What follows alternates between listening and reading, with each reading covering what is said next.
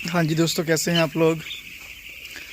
आज हमारे चिक्स का है 7वां दिन। जी हाँ, हमारा चिक्स 1 हफ्ते का हो चुका है पूरा। तो मैं कांटा घर में रह गया, जो मैं लेके आया था कांटा नया वेट करने के लिए, वो तो घर में रह गया। कल मैं भूल गया जल्दी जल्दी में। तो मैं आज जाऊंगा, थोड़ी देर बाद जाऊंगा घर में, फिर लेकर आऊंगा, फिर वज़न करूंगा कितना वज़न हुआ। जी, तो मैं इस वीडियो में तो बता नहीं पाऊंगा कितना वज़न है, लेकिन मैं कल की वीडियो में जस्ट शॉर्ट्स में डाल दूंगा कि कितना वज़न हुआ 7 डेज़ में। ठीक है, तो बाकी बर्ड हमारा बिल्कुल हेल्थी है, ओके है। तो मोडालिटी आज मुझे कोई नज़र तो नहीं आई, लेकिन मेरे ख्याल से 2-3 होंगी, अगर होगी भी तो। जी, ये बुखारी वगैरह के कोई काम नहीं है। अब इनको मैं बाहर निकाल दूंगा आज, नहीं तो जब मैं चिक्स पूरा बढ़ाऊंगा ना, तो बुखारी वगैरह सारी बाहर निकाल दूंगा। थोड़ी स्पेस बच जाती है, जगह बच जाती है थोड़ी, ठीक है ना। तो बाकी बर्ड हमारा ओके है। तो बाहर ठंड बहुत ज़्यादा है, अंदर थोड़ी सी गैस वगैरह की प्रॉब्लम हो रही थी। तो फिर मैंने एग्जॉस्ट फैन ऑन रखा रात पूरा, वो जो पर्दे अंदर के नीचे रखे मैंने, वो सामने वाला भी मैंने ऊपर रखा थोड़ा। तो पंखा जो आप जैसे मैंने कल बताया था, तो वैसे मैंने किया, लेकिन रात को बंद कर दिया था मैंने। जी, तो बर्ड अभी बिल्कुल ओके है।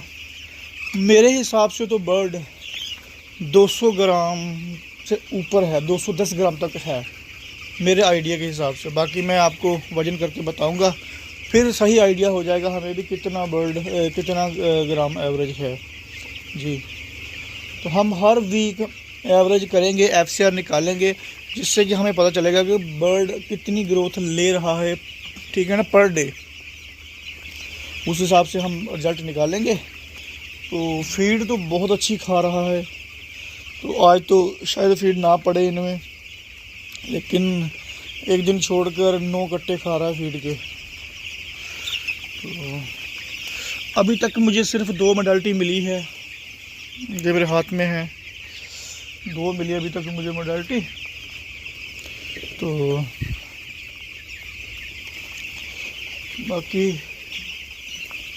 सब कुछ ठीक है। तो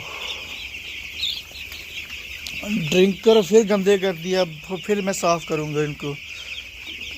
बहुत गंदे ड्रिंकर, बहुत गंदे करते हैं, डेली के मुझे साफ़ करने पड़ते हैं। तो पहले जब था, तो पहले जब जो चिक्स था ना, रोज़ ब्रीड का था, रोज़, तो उसमें क्या था, वो गंदे कम करते थे, लेकिन ये भागते कूदते बहुत हैं।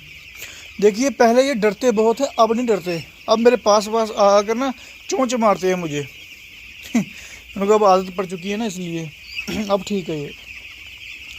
तो कई बार क्या होता है सर्दियों में, मैं एक चीज़ बताऊँ आपको, सर्दियों में मैं बता नहीं पाया, लेकिन वो बहुत ज़रूरी काम था। सर्दियों में हमेशा क्या करना हमने, चिक्स जब छोटा होता है ना, तो पहले दिन से लेकर एंड तक म्यूज़िक सिस्टम होता है ना, म्यूज़िक सिस्टम थोड़ा लोड कर वो लगा दीजिए।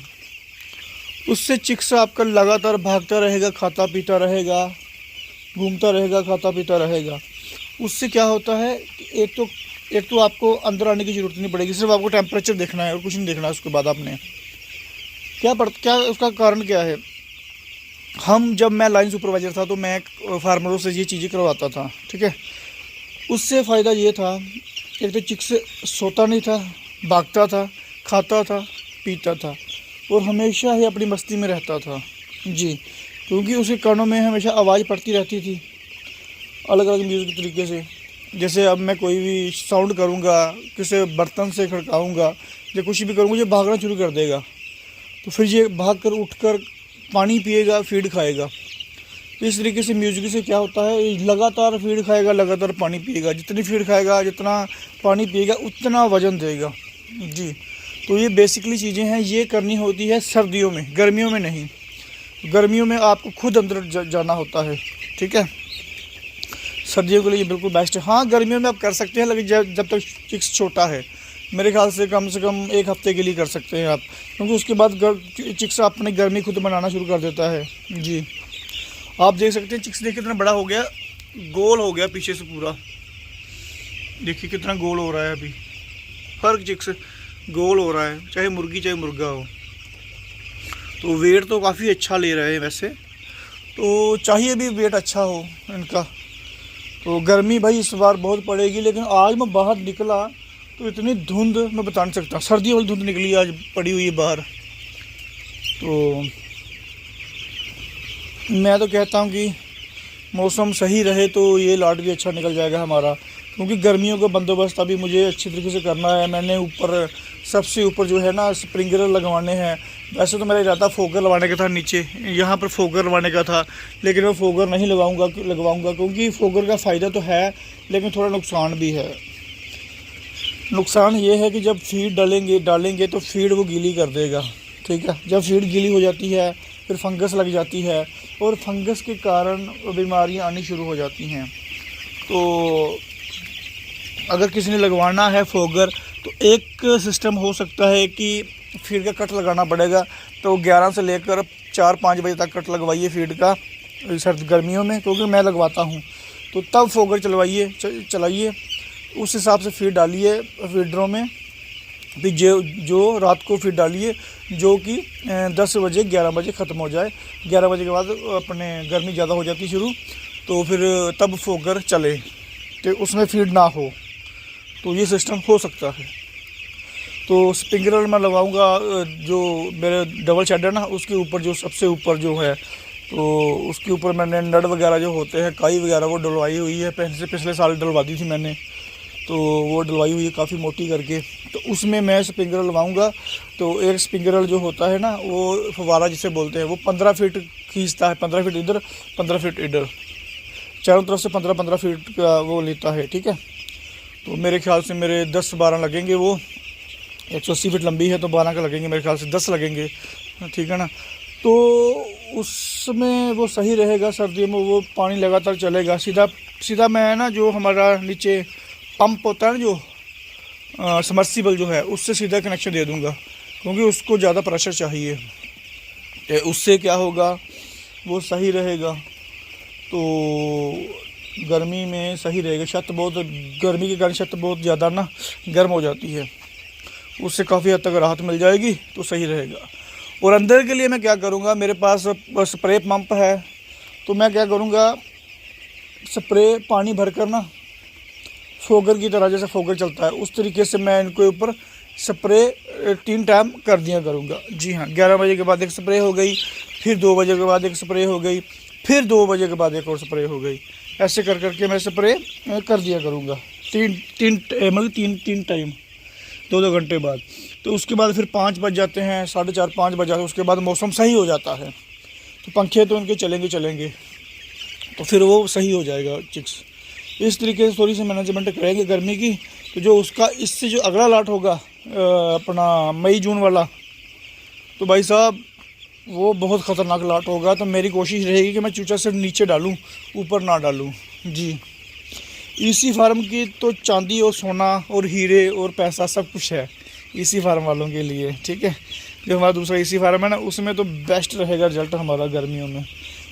समर इंसेंटिव मिलता है वहाँ पर, परफॉर्मेंस इंसेंटिव मिलता है। अगर हमने 2100 ग्राम वज़न कर लिया 1.6 FCR के हिसाब से, तब हमें उसका अलग से पैसा मिलेगा। तो वहाँ पर तो चांदी है भाई। तो देखते हैं अभी। तो मुझे ज़्यादा टेंशन ओपन फार्म की होती है, उसकी नहीं होती, क्योंकि हो सकता है आज हमारी कॉपी क्लोज़ हो। अगर हमारी कॉपी क्लोज़ होती है दूसरे फार्म की, ईसी फार्म की, तो उसका जीसी वगैरह मैं आपको बताऊंगा अच्छे तरीके से, ठीक है जी। तो आप लोग मुझे कमेंट वगैरह करके बता सकते हैं किस टॉपिक पे ऊपर वीडियो बनाऊं, क्या करूं, क्योंकि मैं तो उठकर ऐसे वीडियो बना देता हूं, ठीक है ना। तो करने कुछ है नहीं इसमें, कोई बेसिक की चीज़ें मैं कैसे मतलब कि बता सकता हूं जो जब तक आप मुझे बताओगे नहीं, ठीक है। तो जो मेरे मन में आता है मैं वो बोलता रहता हूं। तो मैं तो अपने हिसाब से चल रहा हूँ ना, इसलिए मैं बोल रहा हूँ कि आप मुझे बता सकते हैं किस टॉपिक के ऊपर वीडियो चाहिए।